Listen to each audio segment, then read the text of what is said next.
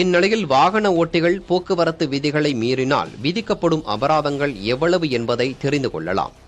இருசக்கர அல்லது 4 சக்கர வாகனங்களில் வேகமாக சென்றால் முதல் முறை 1000 ரூபாயும், அடுத்தடுத்த தடவைகளில் 10,000 ரூபாயும் அபராதம் விதிக்கப்படும்.